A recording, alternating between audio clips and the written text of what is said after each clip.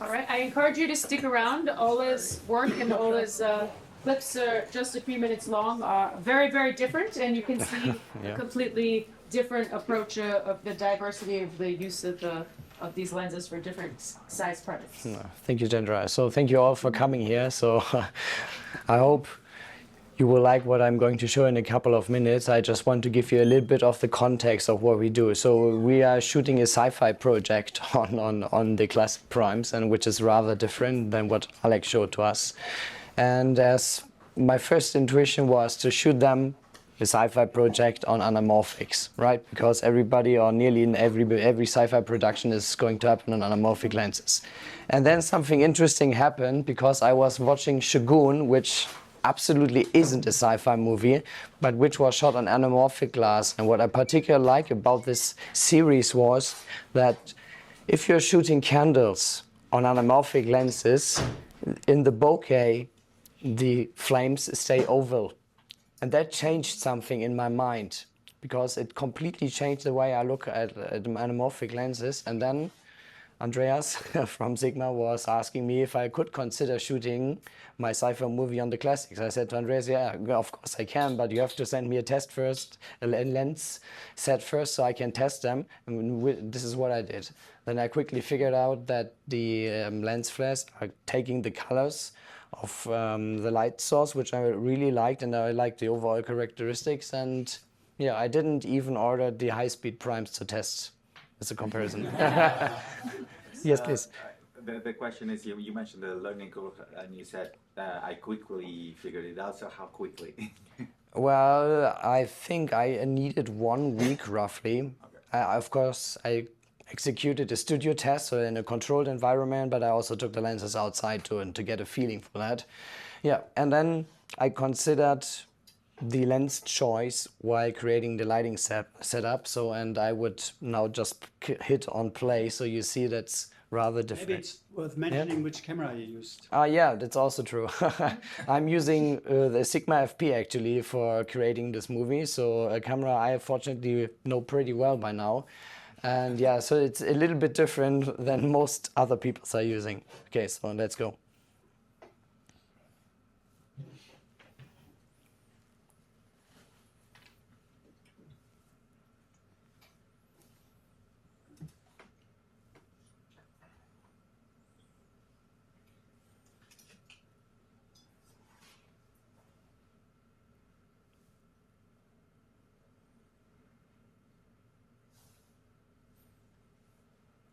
There's no haze in the set.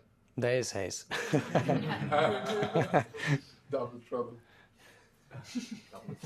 Double fun. To be honest, even free train's trouble, because I'm also using filters, but I will tell you later.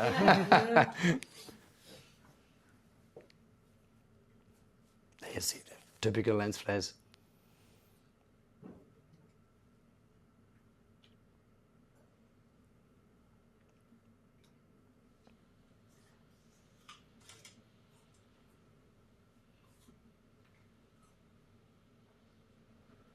Okay, that's it. So, thank you. So, as I mentioned, I am shooting with filters. I'm actually using for nearly all of these shots an 8 strength of a Pro Mist filter, because I like how the mist filter is working together with the classic primes, and most of the times, especially shooting women. Later on, I don't have that in so much detail, but I have a couple of very close-up shots, and it certainly enhances the skin texture quite a bit. So this is what we did, and I don't think that necessarily does harm the classics.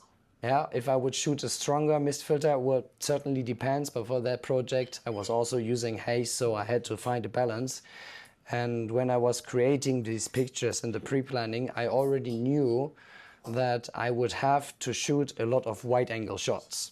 Right? It's actually a plane where we shot this on. So an old submarine hunting plane is acting as the spaceship. And having a 20 millimeter, which is technically f1.4, comes in handy if you're shooting in such tight spaces. And I was using it much more often than I first was thinking I would do it. Yeah, so by now I'm only using half a set of the primes on the shoot because we basically nailed it on the 20, 28, 40, 65 and 105. And yeah, I absolutely love it. It definitely suits my kind of shooting style. Would I consider shooting the next project with them? Definitely yes. No matter what, I will find a way to make this happen. Even if this includes using hard mats, which I actually as well do. But there, what Alex said, you have to be a little bit careful, because if you take the recommended hard mat for the focal lengths, and it's even not really shown in the picture, it might cut down the bokeh. Yeah, actually, it happens with every lens. Yeah. So it's not a special thing with Yeah. the Sigmas. Yeah, so I already noticed this while testing them in my studio, so then I was a little more careful about the hard mat selection. But yeah, I think this turned out pretty great, and we still have 4 days to shoot until we wrap. So pretty much looking forward to continue this, and then hopefully I can send you a link somewhere in the not so distant future with a proper story teaser and not just something about the lenses. Well, thank you. Thank you.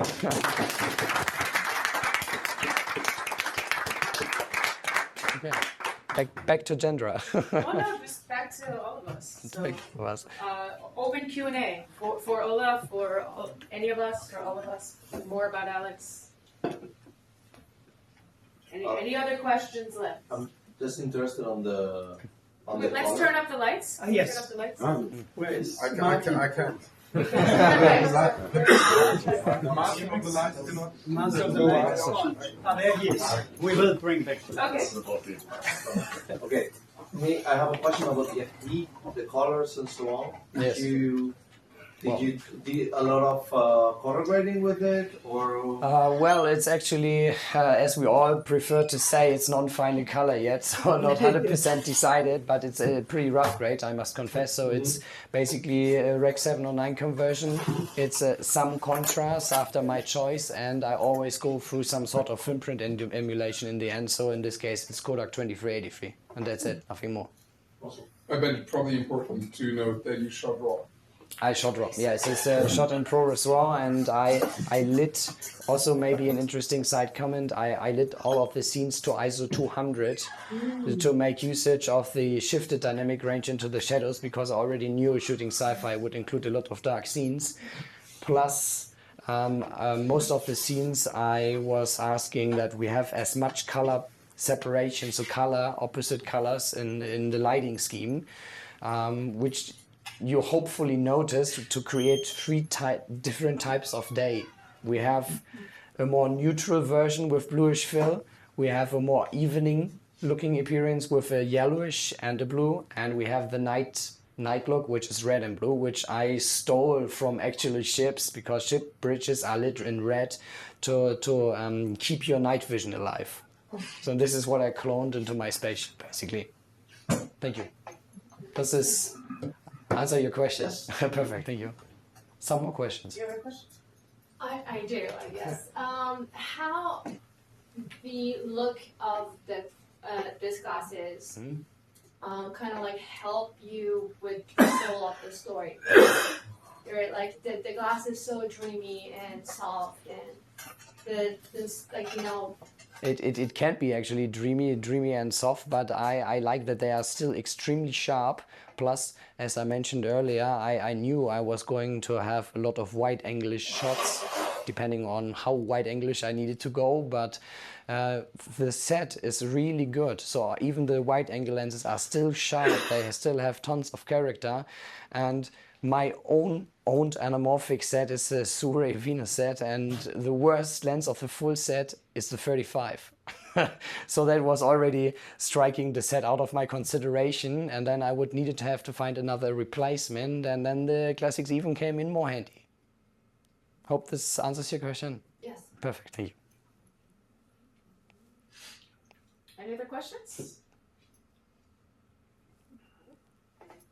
Yeah. Okay. Well, I believe our panelists will be hanging around absolutely. for one-on-one conversations if anyone wants to approach them, and then the lounge turns to open house if you have some friends who want to come join you and stick around and have a drink. So thank you everyone for coming. Thank you so much. Thank you.